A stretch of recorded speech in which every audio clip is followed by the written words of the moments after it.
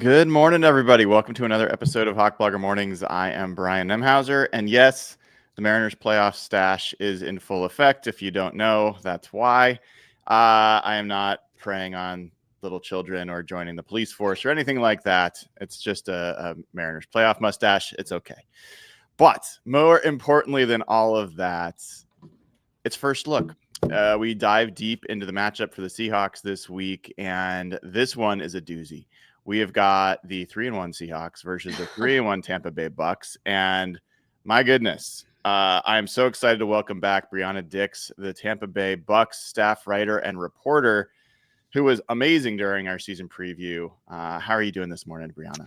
I am doing great. How are you? I'm doing well. I'm glad you didn't run screaming when you saw the mustache, as some might. To be honest, we have a lot of people in our building that are kind of growing out the stashes as well. I don't know if it's like a week 5, week 6 thing, maybe leading into the bye. But I was just talking with one of our videographers in the hallway. He's growing one. Yeah, I guess it's a thing. It seems to be a thing. It seems to be a thing that guys enjoy and get a kick out of, and a lot of other folks do not. So I will say yours is very, very thick. It's got a good, some they're really thin, and it's those are a little creepy. A little creepy, yeah. But yours is a good stash. Well, I appreciate that. That is very kind of you. So man, it's been an adventure since we last spoke, and I have to say, despite all the injuries that the Bucs have gone through, which we'll talk about, I've been really impressed with what's going on down in Tampa Bay. I'm curious, what's your take so far on the Buccaneers season? I loved on the broadcast during the Eagles game, they called us the Cardiac Bucs, and I feel like that's a very accurate depiction of how this season has gone for us. Even my parents have messaged me, like, I don't know if I can take another one of these. Just down to the wire. I mean, game-winning drives the first 3 weeks. But just, I think this season, really you're starting to see just the ability of Baker Mayfield, the improvisation skills to march the Bucs down. I mean, those first 3 weeks just willed our team to victory, scrambling to get key third downs. So I can't say enough about the job he's done.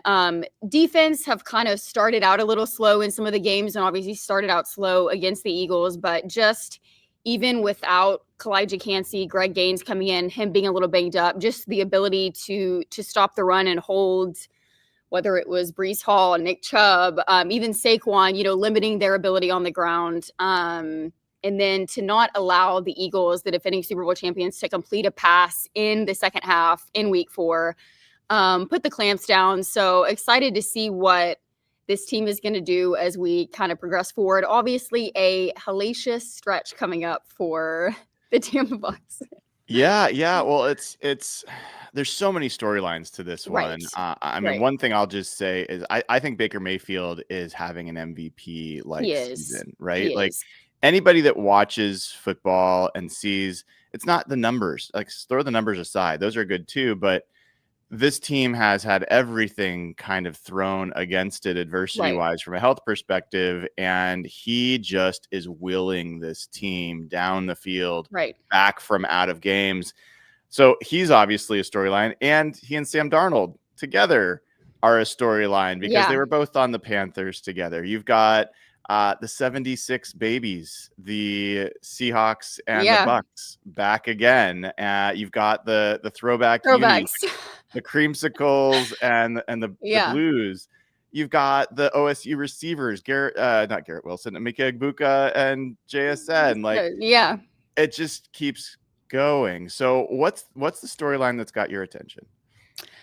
I think I like that you mentioned Emeka and JSN, but I think one of the biggest things and the positives throughout the first slate is just how Emeka Egbuka has looked. And I think, him being our first overall pick, a lot of people obviously projected the Bucs to go the defensive route. People were a little bit surprised that they took a receiver, but I think now you're seeing the fruition of that and how imperative that selection by the Bucs front office ended up being. I mean, obviously you didn't know what was going to end up happening to Jalen McMillan. They didn't quite know what the timeline was going to be for Chris Godwin coming back. And then obviously you knew that even when Chris Godwin did come back, it's going to take a little bit for him to get that synergy back with Baker Mayfield. But just, I mean, not only has he exceeded expectations, but I don't think people really understand him coming in. I mean, this is a guy that learned the X, Y, and Z, all 3 receiver spots. I mean, Baker Mayfield has talked about him correcting him in the huddle and saying things like, oh, well, it's actually this. And Baker's like, wow, you're right. You know, it's not like, okay, shut up, Rook. It's like, no, that's actually correct. And even Levante David on one of his player shows this week was saying that they have a board where they write down like mental errors. And he was like, Emeka's name has not even been up there once. This is a guy that in his first year, not only is just impressing with the route running precision, kind of his savviness, his understanding of how to manipulate coverage, how to get open, but just the consistency that he's been able to have and just showing up in big moments. I mean, the touchdowns, and I think we can talk about Baker Mayfield and his late game heroics and, you know, the improvisation skills and his understanding of blitzes and how to evade pressure and all of those things. But I think also Emeka Egbuka, if he continues on the trajectory that he's on, is going to be the offensive rookie of the year. And I love you. I love you went there because, well, there's a few aspects of that. So one, I got to take an L there. We talked in draft coverage about Egbuka, and I was like, you know what? He's too much like JSN. He's a good player. He's not dynamic enough. He's just going to be a good route runner and a guy that gets just a lot of balls and probably 1,000-yard receiver. Right. But he's not going to be someone that you can worry about downfield, and the Seahawks need someone who can stretch the field. He's done everything. He looks like, I mean, now it looks even more stupid to say, well, you wouldn't want another JSN. Yeah, of course you'd want another JSN. But the Seahawks needed an offensive lineman, so I don't regret the Seahawks picking an offensive lineman instead of receiver. But the Bucs, I mean, my goodness, you've got Hall of Famer to be Mike Evans. You've got Chris Godwin that was coming back. You had Jalen McMillan, a former Husky who was really good and is going to come back at some point this season. And then you add to that Egbuka, and it's like, how many do you need? Well, Evans down right now with a hamstring. Godwin's just got back. McMillan's not yet back. Where would they be without that pick? And this is one of the things that's I think a really interesting strategic storyline or schematic storyline is the Bucs are a really heavy 11 personnel team, 3 receivers, right? So they need receivers even more. The Seahawks are getting back Nick Emanwari, their 2nd-round pick, and he's their big nickel, which they generally would use against 2 tight end sets or bigger things. So it's going to be an interesting thing if the Seahawks have an opportunity to even get Nick on the field that much. And who are the 3 receivers? Is it Chris Godwin, Egbuka, and Shepard? Are those 3? And if one of those goes down? That will be Ryan Miller. Cam Johnson has primarily been making an impact on special teams with several good returns, but even he can kind of chip in and make it. And one of the things I keep waiting for Kate Otten to have just that breakout game. I keep trying to like manifest it and like, oh, this week for positive players, or who do you think is gonna have a breakout game? And I keep saying Kate Otten. But I'm even talking about him on one of our shows today, and he's primarily been kind of that receiving threat for the Bucs, kind of was a go-to guy for Baker Mayfield last season when both Mike Evans and Chris Godwin were down, and kind of was running a lot of those routes that Chris Godwin would typically run, and showcased really his ability. But he has been so integral in blocking and helping out the offensive line with all the injuries that the Bucs have sustained. So his numbers have dipped a little bit. But God, I mean, so many times, like the 33 yards scramble that Baker Mayfield had, I mean, he's opening it up, or touchdowns near the goal line. He's creating creases. He created a crease for Bucky Irving on the counter and was pulling out in front against the Eagles. So he's a guy that I think could also end up making a bigger impact in the passing game as well. We've got to talk injuries, and I know it's painful. God. We've got to talk about it. It is. Brianna, this is what I wrote in my Tail the Tape article, and let me know if I've missed anybody. Their right tackle, Luke Gedeke, on IR. Their right guard, Cody Mauch, on IR. Wide receiver, Jalen McMillan, not yet back from IR. Hall of Famer Mike Evans, not yet back from a hamstring injury. Jamel Dean and Benjamin Morrison, cornerbacks, got MRIs this week. Not sure if they're going to be available. Bucky Irving, battling a foot ankle injury, had an MRI. He may be not available. Greg Gaines, the defensive tackle, may not be available. Elijah Cansey is on IR. Hassan Reddick had to leave the game, but it sounds like the optimism might be a little bit more that he's there. You did get back Tristan Wirfs, your great left tackle, and Godwin. Did I miss anybody? No. I think the biggest concerns this week is obviously what's going to be the situation with Jamel Dean, with Benjamin Morrison. I don't know if you mentioned Benjamin Morrison. But both of them, and then if they're not able to go, it'll probably be Parrish moving from nickel to outside. So that's probably the biggest thing. And then obviously Bucky Irving, he underwent an MRI. And then for injured reserve, also David Walker, who was our edge rush rookie. Yes, the guy that we drafted in the 4th round. And even leading up to him having the injury, I mean, they had already said he was going to be one of our best pass rushers, and had already made so much progress. So even that kind of was a harbinger, I guess, of things to come this season. So it's like every single game, almost every drive, like PR is sending us a new injury update. And then Hassan Reddick, thankfully, it is kind of a stinger is what they've labeled it. So we'll see how he progresses, I guess, throughout the week. Obviously, we're filming this on Wednesday morning. So the Bucs have kind of scaled it down a little bit, and we're doing a walkthrough today. Got it. Yeah. I mean, it is remarkable. Rough times. That is remarkable. And I think the positive, if you're a Bucs fan or on the Bucs, is you're 3-1. Right. You took the Eagles to the limit, even in a game that probably shouldn't have been close. And if you can kind of weather this storm, you will get back Gedeke, you will get back McMillan, you will get healthy, you'll get back Mike Evans and some of these other guys. This week feels like maybe a nadir, like a low point in terms of that health, hopefully, for the Bucs, because it's a fun team to watch play. And this is not critical, but I have to ask you, I've been talking and listening to some Bucs fans about the creamsicles, about the throwbacks, and there's like split. Like a lot of fans don't like these because they remind them of the super unsuccessful 70s Bucs teams.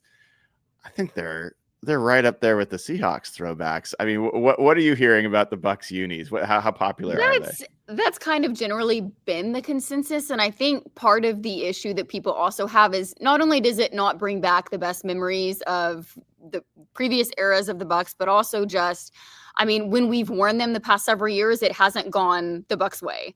Oh, really? They kind of were able to get over that hump. I mean, I think the entire time that I've covered that, I don't think we had won in them.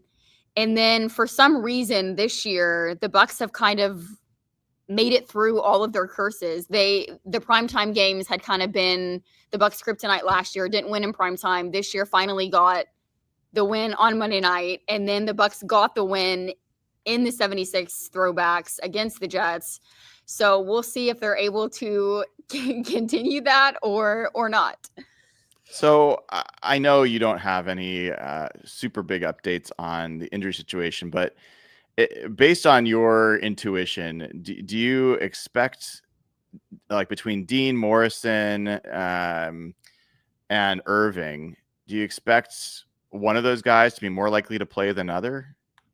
I would say maybe Benjamin Morrison more likely. But like I said, we haven't really gone through to see what their participation was in practice on Wednesday. But that's kind of the feeling that I get. But yeah, if they're missing both those corners, what does that do to that secondary? I would think it would be definitely Jacob Parrish. So he has inside-outside versatility. And Todd Bowles said, even kind of when we drafted him, there was a lot of talk about him just being kind of the slot nickel guy because he is a little bit undersized. He is on the smaller scale. But Todd Bowles was like, make no mistake, like this guy can be an outside corner in the NFL. Really, really talented. And we've seen all throughout rookie minicamp, I mean, just pass breakup after pass breakup, really good understanding of routes and kind of undercutting things and just his vision. So I think it would be him sliding from nickel to outside along with Zion McCollum, and then probably maybe somebody like Kayvon Merriweather sliding into the slot, because also Christian Izien, who has it never ends. Christian Izien, who has been kind of that plug and play guy for the Bucs that can play anywhere, whether it's corner, nickel, safety, does it all. He's also dealing with injuries. So, wow, unbelievable. It is seriously insane. I mean, and it's kind of in some ways showcasing, but also covering up what's been a really impressive rookie class. Jacob Parrish is a rookie, Kansas State, and was an outside corner there, has been asked to play nickel and has been excelling in doing so. Tez Johnson might get some reps. I mean, he's undrafted, late round draft pick. I can't remember. And he's been promising. So there are some of these guys that are stepping up. As we kind of look at this matchup, what's got your attention? Where, how do you see the Seahawks from afar, and where do you think the Seahawks maybe match up well with the Bucs, and where do the Bucs match up well with the Seahawks? I think one of the biggest things for me leading into this is one of the areas that the Bucs have excelled at is being able to stop rushes kind of between the tackles, like up the middle. But kind of an area where the Bucs defense has struggled is running backs in the passing game, running backs out of the flat, and getting guys down in space. And so kind of with the Clint Kubiak system and what the Seahawks do, there's a lot of the perimeter-based attack, the stretch, the outside zone, the run action, and the play action that looks like passing concept, and all of those things that they do so well in a lot of two tight end sets, and kind of out of that 12 grouping. So I think for the Bucs, it's going to be staying disciplined, rallying to the ball, and being able to tackle well in space, which they've struggled with at times. So I'm interested to see how they're kind of able to shut that down and mitigate, especially sometimes when they get in zone, when you give those free releases, the Bucs kind of struggle getting them down, and then the guys whiff in several tackles, and then it's a gain of 20 plus yards. So I think that's going to be the biggest thing for the Bucs, is that, and then also just not shooting themselves in the foot with the penalties or things of that nature. And the Bucs hadn't had a turnover until the Eagles game. But things like that just kill the momentum and set you back. Yeah. And as far as the Bucs advantages, where do you see the Bucs having some advantages? I think a lot of, as crazy as it might be with the injuries, I think a lot of teams don't really have a lot on the Bucs, because let's be honest, they have had so many injuries. And so each game, the game plan, or really where people are at, even on the offensive line, or who's available in your receiving core, who's going to be your running back. Is it Rashad this week? Does Bucky Irving play? So I think that actually is a way that the Bucs can use that to their advantage, and even on defense as well, as people don't know where exactly people are coming from, but also just the Bucs have a lot of versatile players that can do a lot of different things. Like Rachaad White, okay, he's primarily been more of that change of pace runner for Bucky Irving, but he's running extremely hard, is natural in the open field, is a great pass catcher, so he doesn't really provide a tell when he's on the field. Well, then you've got Emeka that can line up at all spots. You've got Sterling Shepard that can line up in various positions. And you've got Tez Johnson that's kind of your speed guy, the jet sweep, all those things. So I think it's kind of who do you even key in on at this point for Tampa, with the next minute mentality and guys needing to step up amidst the injuries. All right. Last question here. So travel plans. I mean, obviously this is a long trip for the Bucs. Yes.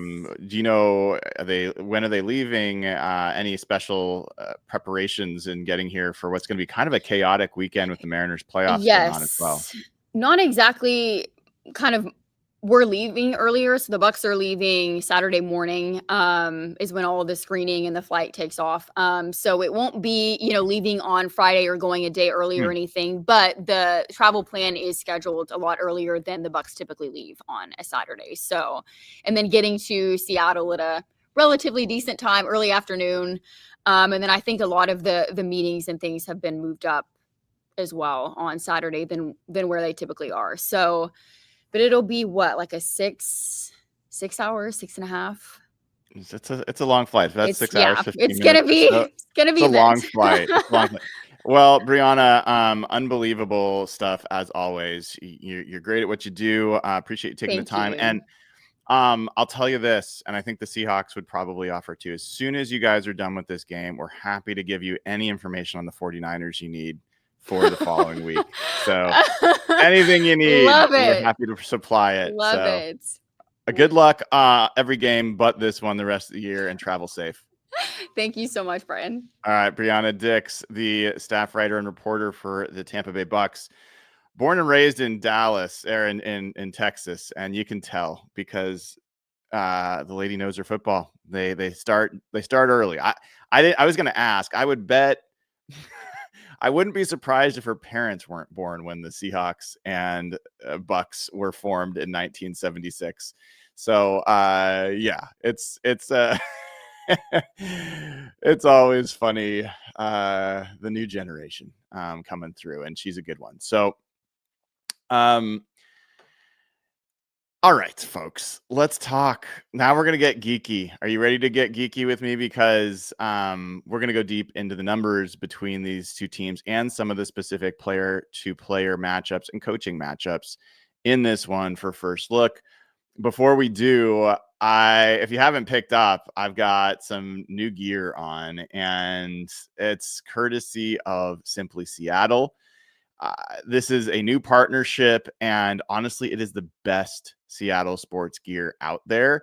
Whether it's Seahawks, Mariners, Huskies, Sonics, Storm, whatever, Sounders, whatever your Seattle sports team is, they've got gear, and they've got really cool gear. That like Naylor shirt, I've got that. I'll be wearing that soon. I've got that hat over here.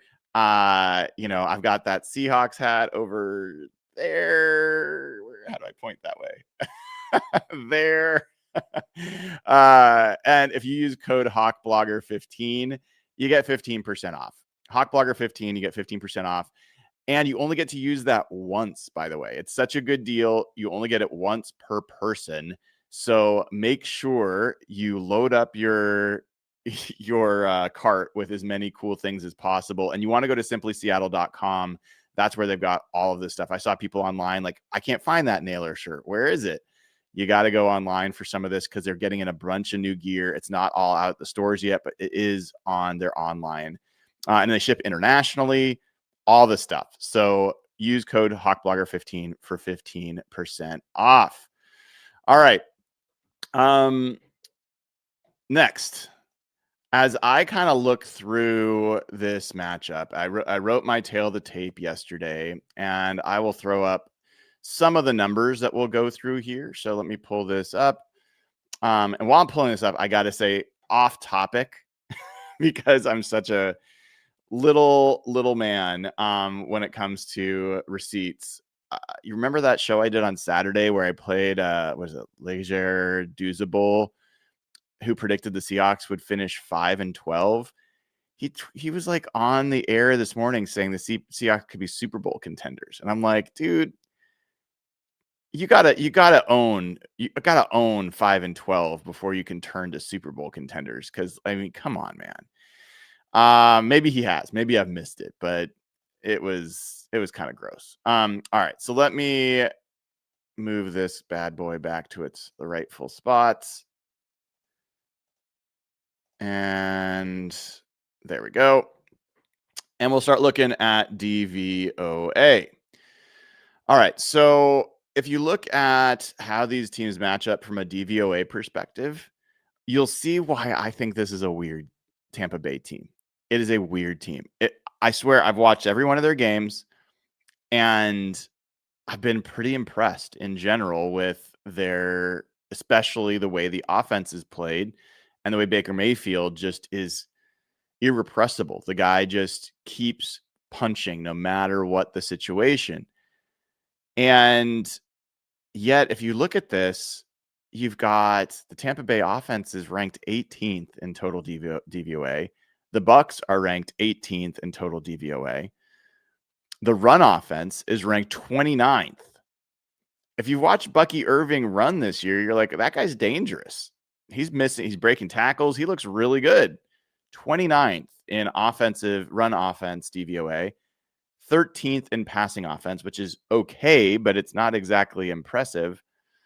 It's their defense that has higher rankings. They have the 9th ranked DVOA defense overall, the number 1 ranked run defense. So if you're hoping that this is the game the Seahawks get their run game going, might be rough. The pass defense is 19th. We'll talk about that a little bit more in terms of how they're getting. This is also confusing because I'll just tell you, jump ahead a little bit. They rank 2nd in the NFL in pressure rate. So they're getting pressure. They're not necessarily getting a lot of sacks. They're not getting turnovers. They're not getting interceptions, but we'll talk about that more. But the pass defense in general to be 19th with the 2nd best pressure rate is telling from a coverage perspective. And there's a particular area of weakness in their coverage that I will talk about in just a little bit. And then when you get to special teams, my goodness, this has been a perfect Buccaneers storyline because they're the 19th ranked special teams DVOA by DVOA, not good. They've had a field goal blocked, returned for a touchdown. They've had 2 punts blocked, 1 returned for a touchdown. It has been a disaster in that regard. At the same time, they've had a 65-yard field goal, a 58-yard field goal, both outdoors, a record for an outdoor field goal. They've had their punt returner is on fire. He's been fantastic. He's like on the brink of breaking a punt return every time. So they've got some real strength in that special teams, but that's also hidden by some real weakness. They brought in competition at punter this week and at long snapper because they are so concerned with the operation that is taking too long to get punts off and allowing some punt blocks. Now, if you saw the punt block against the Eagles, that was not about the punter or the snapper taking too long. They got pressure right up the middle, pretty much a free run. I think any punter would have had that blocked. They've ended up deciding to stick with their same punter and their same long snapper. We'll see how that goes for them against a Seahawks special teams unit that ranks number 1 in the NFL and has blocked a field goal and has blocked a punt. So that special teams matchup will be an interesting one to watch on Sunday. There's a chance again for that Seahawks special teams to be the reason to decide a game, as they've been a couple of times so far. Now, Brianna, because she's great at what she does, she already brought this up. But if you see how the Bucs have done in defending different receivers, wide receiver 1s, 2s, 3s, tight ends, running backs as receivers, where they have been particularly vulnerable is defending tight ends and defending running backs, especially. Bijan Robinson had 100 yards receiving as a running back in week 1. They've given up some explosive passes to different players like Woody Marks and so on. So that's a place to keep an eye out. I also think that the tight end piece could be meaningful because the Seahawks are going to play a lot of 12 personnel. This is a story that I just need to write an article to get all the stuff out there. But if you've been listening, you know what's going on there. One of the things that's happened in the first week of the season for the Seahawks was when they were in shotgun, they were going to pass. When they were in under center, they were going to run. It was very predictable. They were typically in 21 personnel with a fullback and a running back. And when they were in that personnel, they were going to run the ball. There's some predictability that was sneaking in. And that's still there. When they're in 21, they're more likely to run, all this kind of stuff. But when the Seahawks are in 12 personnel so far, that's 1 running back, 2 tight ends. They have passed roughly 50% of the time, and they've run roughly 50% of the time. I think that's a really important nuance to be aware of, because that allows the Seahawks to keep what I think right now is their best personnel grouping out there, which includes Elijah Arroyo and AJ Barner, or sometimes you'll rotate Eric Saubert in there. And they've also been, I'll pull it up here because I think I've got it. Let's do this.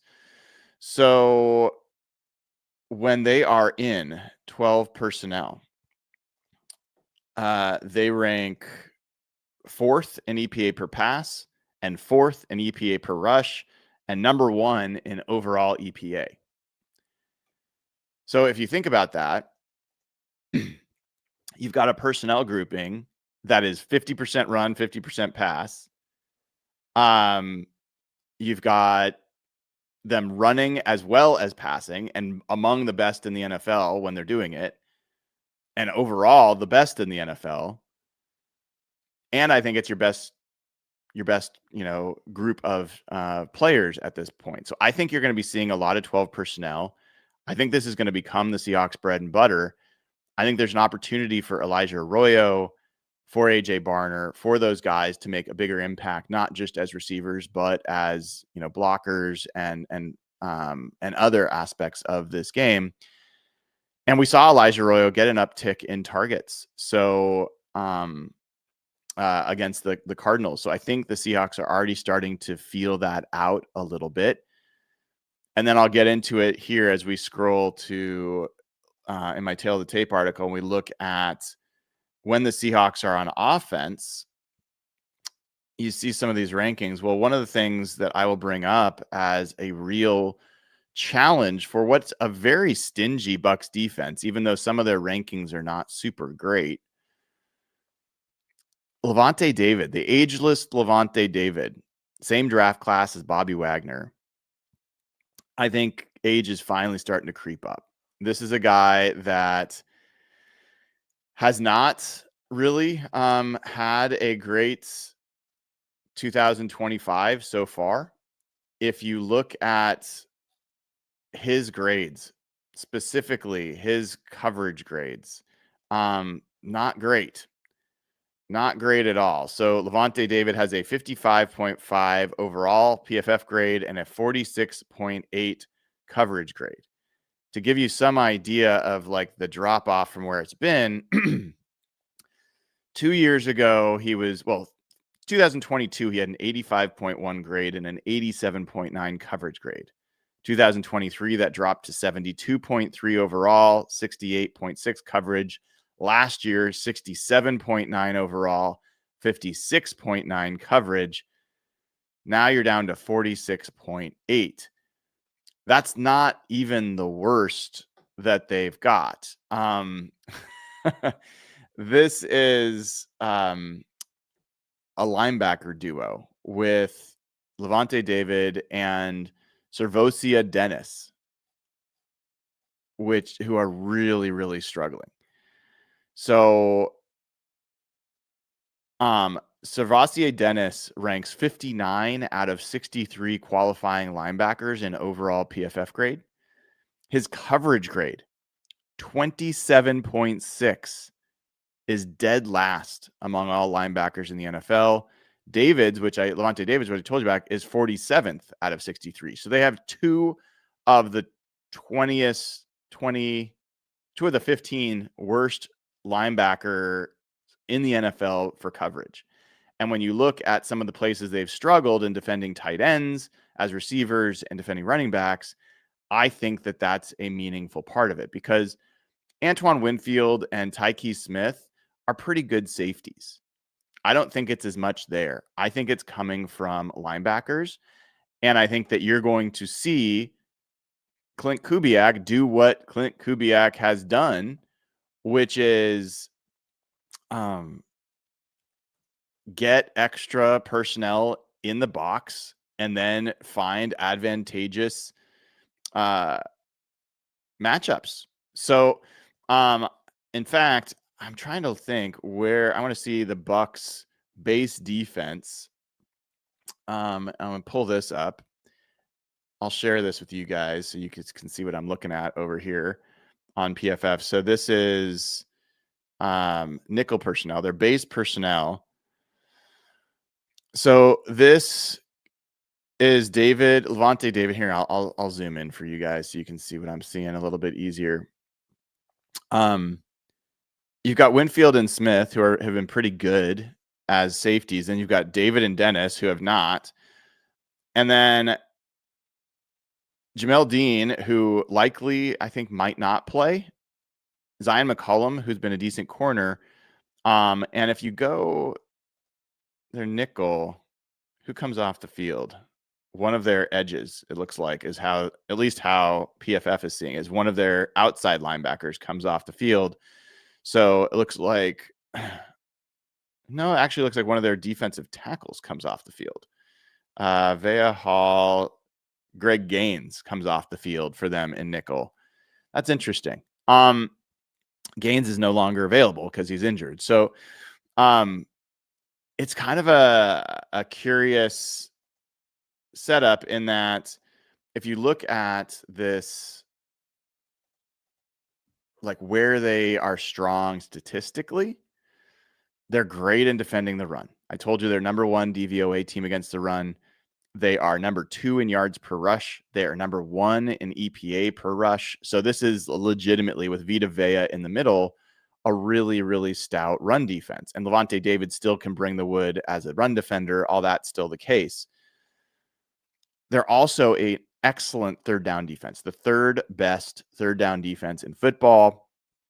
And the Seahawks, for as well as they've played on offense, they are still only 17th in third down conversion rate. They did a little bit better against the Cardinals, which is of note because the Cardinals were they were a top 10 third down defense going into that game. The Seahawks converted almost 50% of their third downs against the Cardinals.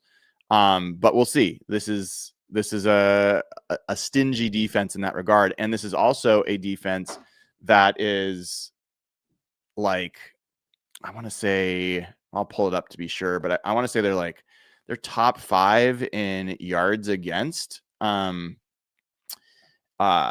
drive. So I'll pull it up to make sure I'm not misquoting that. They are 4th in yards per drive. They are 11th in yards per drive. So even though some of these numbers are like points allowed is 20th, keep in mind that the NFL does not subtract or pull out special teams touchdowns, which there's been a couple special teams touchdowns. And I think I actually have a way. There's a site where I can look to actually find roughly what their defense is allowing.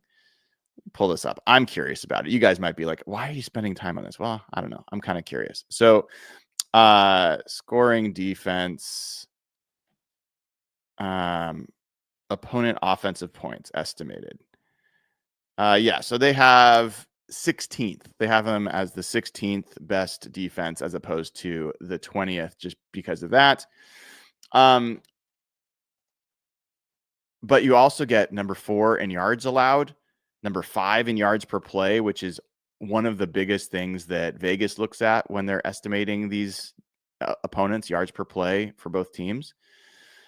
And so you see the red on this chart here. Those are all areas where the Bucs have a statistical advantage. EPA per play, yards per play, overall yards, third down rate, rushing yards, yards per rush, rush EPA, even passing yards. They have a little bit of an advantage by rank over the Seahawks. Where do the Seahawks have advantages? Passing the football. The Bucs have not done a great job, even though they have the second highest pressure rate. They have not done a great job getting to the quarterback. So if you look at where the Bucs stand in terms of sacks, they rank like 20th roughly in sacks, so not high in that regard. But as I said, they rank quite high in pressure rate. Now, interestingly, Pro Football Reference has different pressure numbers for them than the NFL Plus, which is NFL's data. So pressure rate is kind of in the eye of the beholder. But I think a lot of Bucs fans would tell you that they have not necessarily had the greatest pass rush this year. The edge rush, Hassan Reddick, Yaya Diaby, those guys have been really good players for them. But so far this year, not nearly as productive. When you look at, let me pull it up here for this matchup. But when you look at these two guys, I think they both have some pressures. So you've got 17 pressures for Reddick and 15 for Diaby, but only 3 sacks between them. Not a ton. They only have, a handful of 10 sacks overall. And as much as Vita Vea is just always a handful, he's not getting as much in terms of pressure. I think he's probably their number one guy that's creating pressure, but he's not quite the same dominating player he'd been from a pass rush perspective in the past. So I know he's always been a run defender. He always will be, but there's times that he can just absolutely ragdoll people. I do wonder about that in this game, because if you think about how the Seahawks did against Calais Campbell, it didn't go well, right? And the interior line at times got completely dominated by Campbell. Vea is a better player than Campbell, or at least on the same level. All right. So other pieces to pay attention to here. They have given up quite a few explosive plays. So this is a team that ranks 14th in explosive passes allowed and 10th in explosive rushes. That's a pretty high explosive play rate. I think there's a way, if you guys will give me a second, I think there's a way I can actually find out how they've done in that regard. Let's see if this works. Doesn't seem to want to allow me to do it. Never mind. I think offensively it gives me that number. Sorry, I'm going across like 17 different stat sites and sometimes lose track of where to find the number I'm looking for. But in any event, the numbers that I do have is that they've given up a decent amount of explosive passes and a decent amount of explosive rushes. And to what Brianna said, a lot of those are coming outside. So I looked this up earlier, but I'll look it up again. When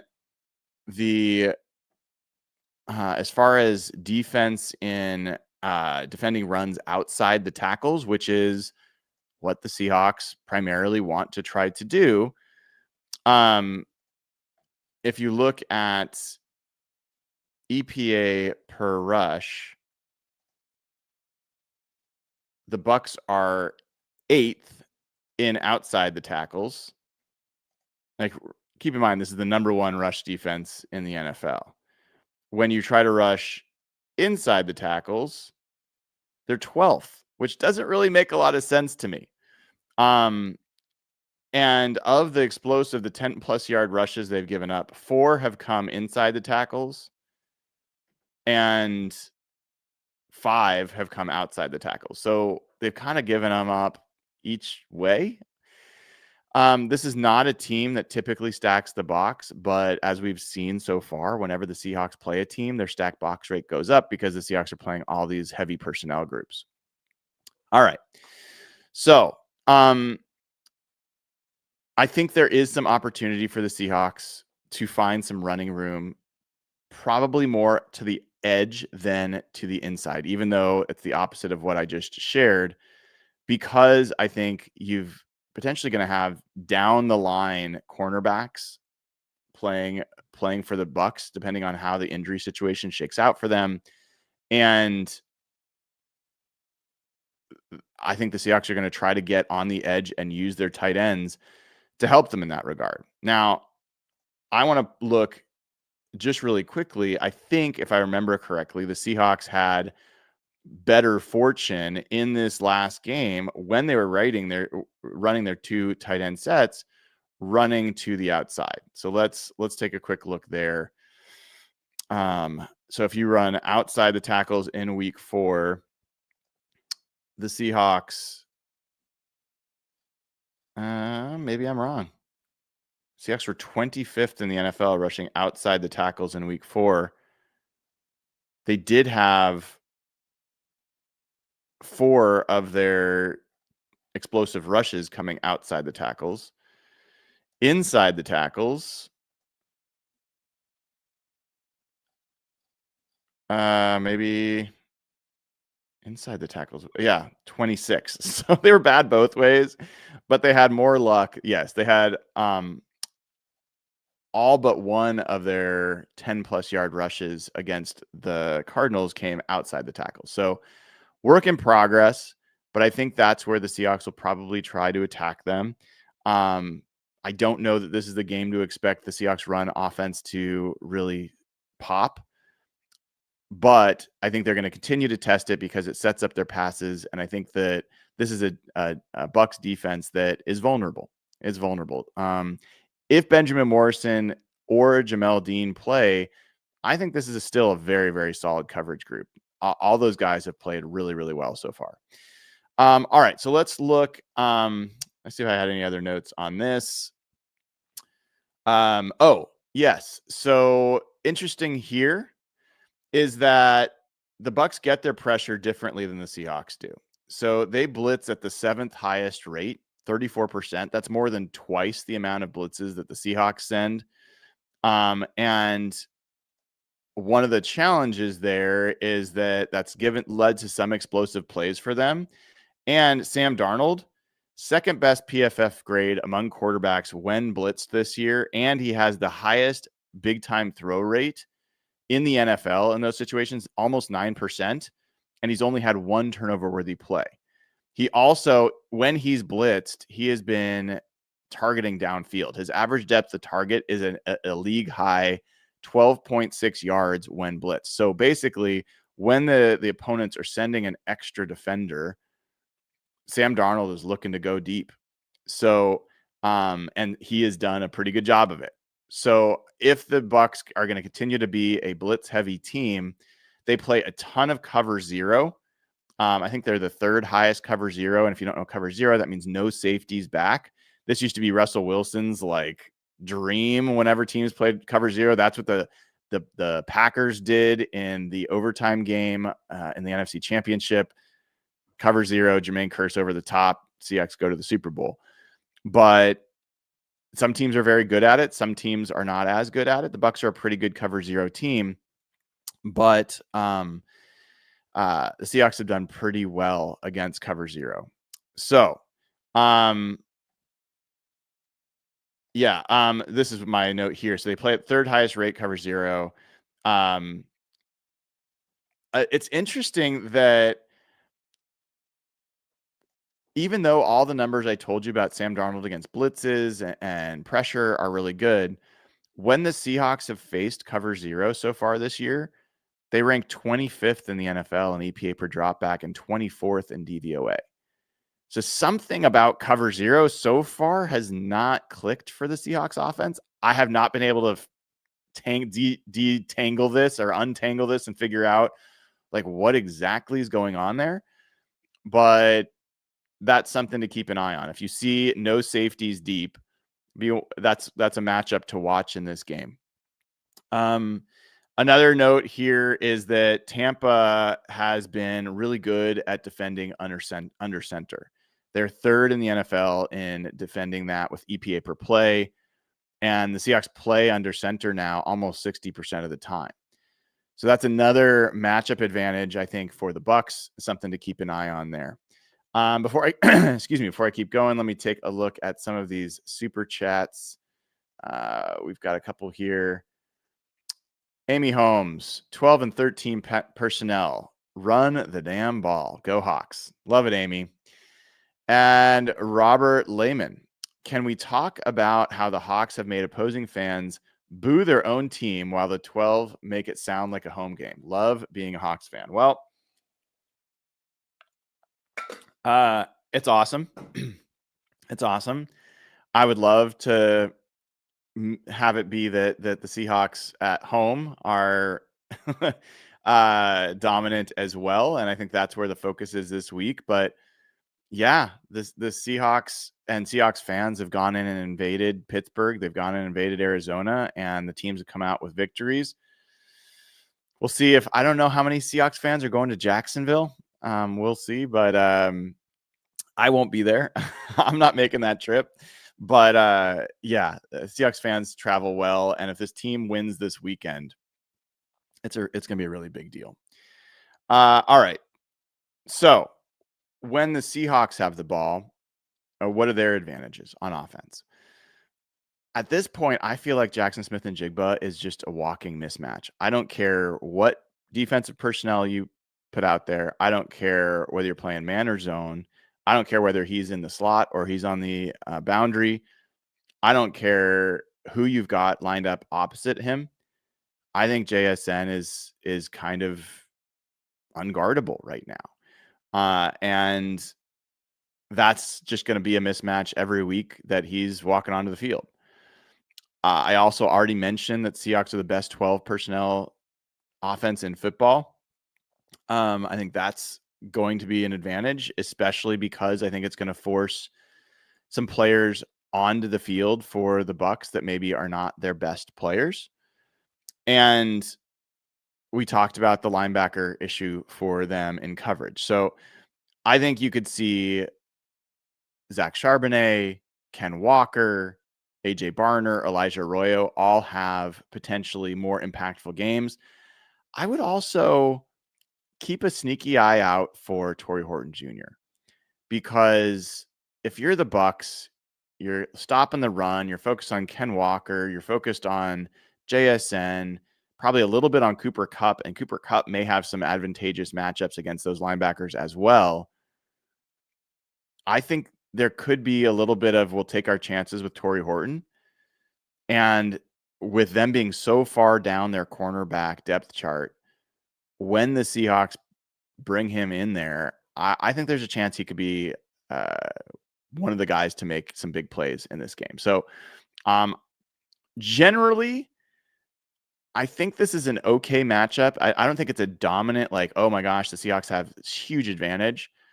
I think a lot of it will depend on the health of the corner room and what happens there. But this is a defense that I think the Seahawks should be able to put up, 20 to 25 points against. And I think the biggest thing is just going to be protecting the football. The Bucs have not been taking the ball away. They rank, where do they rank? They rank 26th in takeaways. The Seahawks, if they can protect the football, I think we'll be in good shape to put some points on the board. All right, so now let's look at when the Seahawks are on defense and Baker Mayfield has the ball. All right. So Seahawks on defense, you see a lot of green here. Advantages all around for the Seahawks defense. The only places, at least statistically, where the Bucs have an advantage, slight advantage in passing yards. They're 15th overall. The Seahawks defense is 17th overall. Slight advantage in sack percentage. They have the 13th. They're ranked 13th in sack rate allowed. The Seahawks are 16th in sack rate. Slight advantage in EPA per dropback, where they're 10th and the Seahawks are 13th. So here's the thing. I'm just telling you, I don't buy this. I think the Seahawks are they're a great defense. The Bucs have a ton of injuries. I think the Seahawks are fortunate Mike Evans isn't going to play. But I've just seen Baker Mayfield make it so it doesn't matter who's playing with him. They could have rolled over against the Eagles. They were down a bunch of players, and he just keeps fighting. Now, the thing I will say is the Bucky Irving situation is a big one. He is really tough to bring down. I think he's a pretty dynamic runner. And if he can't go this week, and I think it's pretty likely he won't be able to go, given they're getting second opinions on his injury, and we don't know if that's going to be like an IR situation. Like, I think that's more the tenor of this versus him playing this week. But if he can't go this week, Rachaad White's a fine running back. In fact, he has their higher success rate of the two. He's got their only rushing touchdown on the season. But Bucky Irving, I think, is a much more dynamic runner. That's why he's the starter. I think that would be a pretty big deal. And if the Bucs don't have a run game to lean on, then they become a little bit more predictable. And they'll spam the 11 personnel, 3 receivers out there. They'll spam the pass. Baker Mayfield will take over. And the one thing to really know, if I'm going to be critical of Baker Mayfield's season so far, he's tied for the NFL lead in turnover worthy plays. He's got 9 plays that have been deemed worthy of being turned over, like picked off. He's only got 1 interception. So he has been very fortunate so far that his bad throws have not been picked off.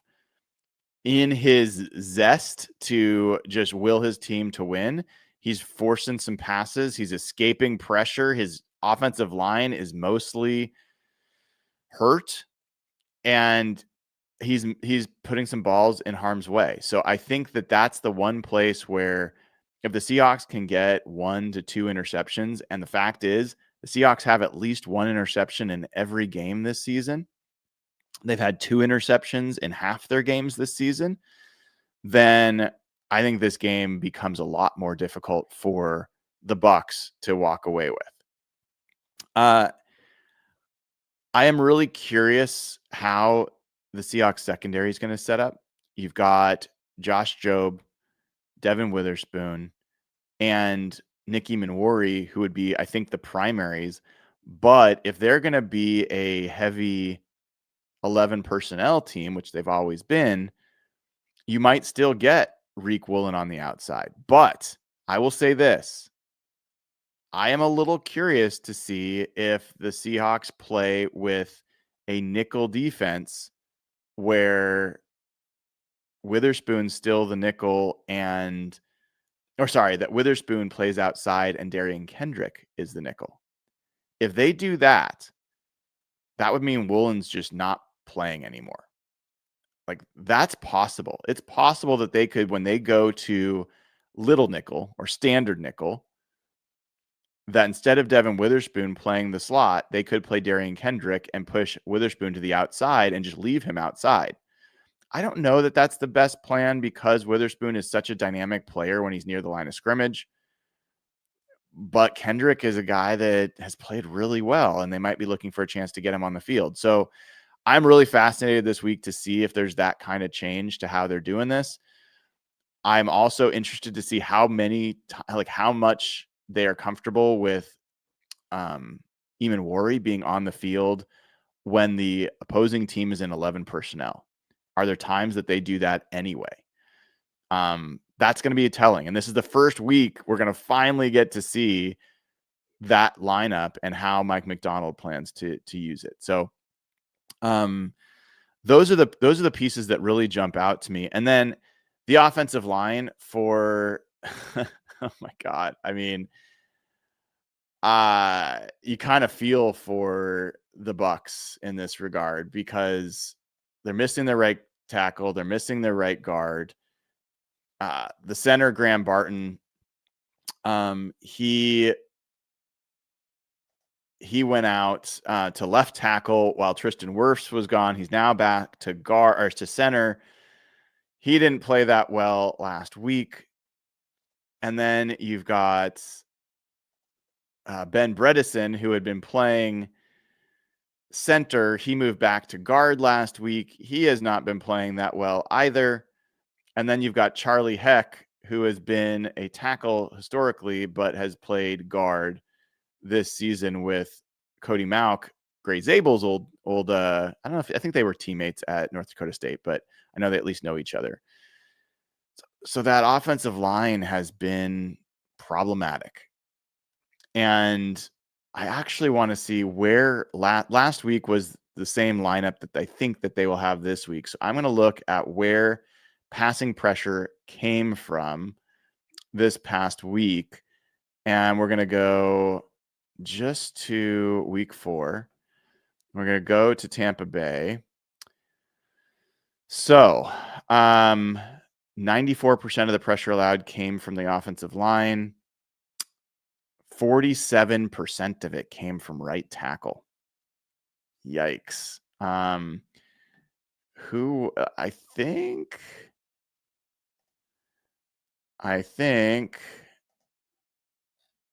was that Heck that was playing right tackle for them? Let me pull that up.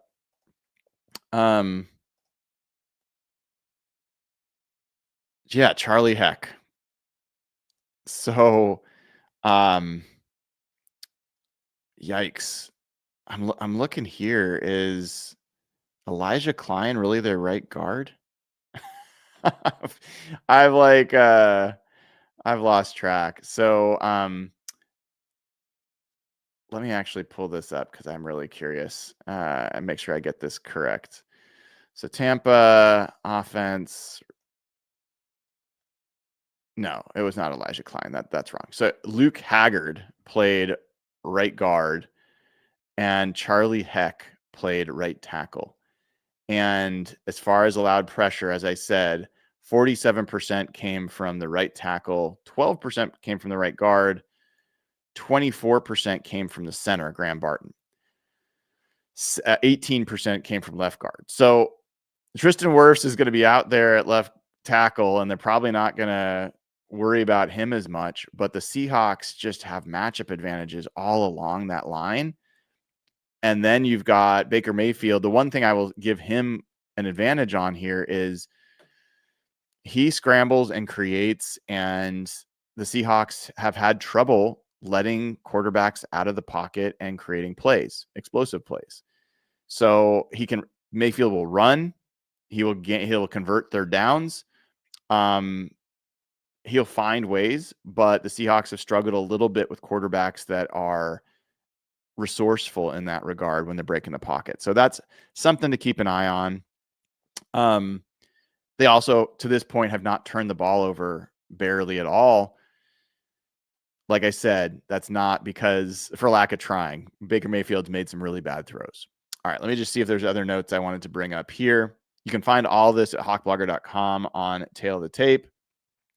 So that's that. Let's get to special teams. Special teams. I told you guys this is a bizarre one as well, in that the Bucs have missed some field goals, but they also have the most 50-plus yard field goals in the NFL. So they've got a big leg at kicker. When the Bucs are punting, it is a disaster. 31st in net yards per punt. The Seahawks are 4th now in punt returns. The Bucs are 22nd in kick returns allowed. Seahawks are 2nd in returning kicks. So the return game is going to be huge. On the other side, I will not overlook that Michael Dixon has slipped to 23rd in the NFL in net yards per punt. His touchback rate is spiking again. I'd been encouraged that he was doing directional punting and not to kick it out of bounds, as opposed to trying to have it die inside the 10. He's gone back to not kicking it out of bounds, and his touchbacks have spiked, and his net yards per punt is also dropping.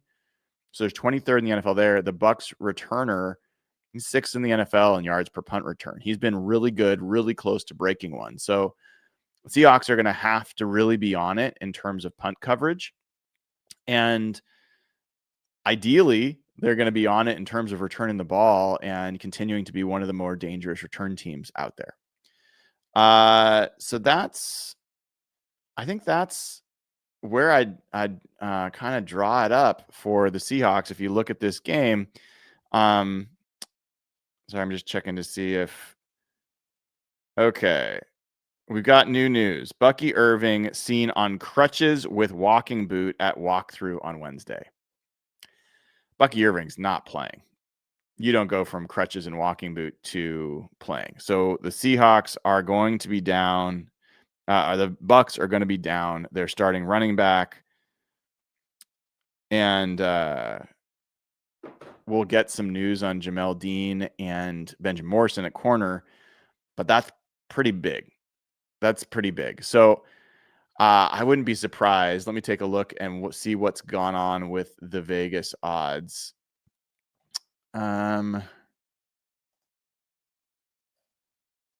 If that's changed at all with some of this news. Yeah, it had been Seahawks by 3. It's now up to 3.5 at most books. I wouldn't be surprised if it starts to climb higher, and we'll see what other injury news comes out. So that's too bad. That's too bad. I really enjoy watching Bucky Irving play, and I'm at the point with the Seahawks that I'm not looking to duck players or teams. If you want this team to be a true contender, which I think we're close to having some of those conversations, you want to see them beat really good teams with really good players. At the same time, I think the Bucs are a dangerous team, whether or not they've got these guys or they don't. And this is obviously you want them to win regardless, and you'll be excited about a win. The Bucs are a team that have taken the Eagles to the limit, even with a lot of these injuries. So it will be meaningful no matter what. But I would have liked to have seen them go up against Bucky Irving. The Seahawks have nothing to fear about any opposing running back based off the way they've been defending the run so far. But that is that's big news. That is big news. All right, I think we got some more super chats here. This is from All Pro Seahawks. If you were to guess, who do you have winning? Well, it's a double pod Wednesday. So if you want to know my score prediction, you're going to have to tune in tonight. Jeff Simmons, Derek Gebby, and I will do Real Hawk Talk at 6 o'clock Pacific time. And I will give you my pick as well as those guys will give you theirs. We'll go through it. So good question. Tune back in tonight at 6. All Pro Seahawks again says, I think the Hawks are a top 5 play action team. Correct? Well, I will look at the latest numbers for you right here. Depends on what you mean by top 5. If you mean top 5 utilization of play action or top 5 like performance on play action, I'll give you both numbers just to be sure. The Seahawks, at least by NFL Plus, rank 15th, so middle of the pack in terms of play action rate. But keep in mind, the first week of the season, they were dead last. They had like a 4% play action rate. So since then, they've been closer to 24%. That would rank around 10th in terms of total play action usage. In terms of EPA per pass when doing play action, Seahawks are 7th. So Seahawks are 7th in EPA per pass on play action, which is pretty good. Pretty good. Good question. All right. Michael Riggs says, government shutdown will cause travel delays. Beware. Okay. We are aware. Thank you. Appreciate it, Michael. Brent Yoendo says their O-line looks haggard. What the heck? Yeah. Yeah. So I think you look at this group and you feel like the Seahawks defense has a lot of advantages. I just think my gut tells me that this is one of those quarterbacks where you should be really cautious about getting too confident about all your advantages. I just think Mayfield, Egbuka, maybe Godwin in his second game back. They've got guys that can do some stuff. And if you haven't already, it's a great time to download the Sleeper app. I think it's a great place to go to check on all your fantasy sports, baseball, football, whatever it is. Check out this from Sleeper. Sleeper is the #1 fantasy sports app. It pays to know sports. Pick more or less on top players. Your first pick is on us, so start winning now. Play in Texas, Georgia, Minnesota, and 27 more states. Pick anytime across all sports, pregame or live. Over 10 million players are already on Sleeper. Make your picks count. Score up to 1,000 times your cash. Join today. Get up to $100 credit using the code HAWKS. Call your shot on Sleeper. Download now.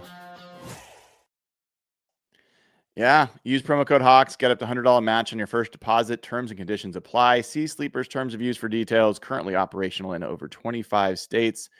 Check out Sleeper today. And by the way, it's also a great time if you haven't gone to JK Boots recently. jkboots.com/hawkblogger. You still get a great deal on the best boots you're ever going to own. I love my JK Boots. Was wearing them just yesterday. Washington company, Spokane-based, family-owned. All the boots are handmade. Really, really great deal on really, really great boots. Go over to jkboots.com/hawkblogger. All right, folks.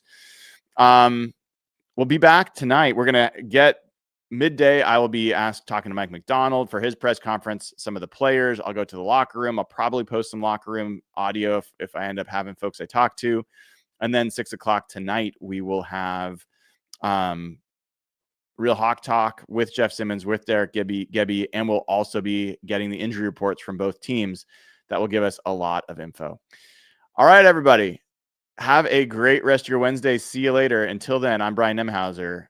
Go Hawks.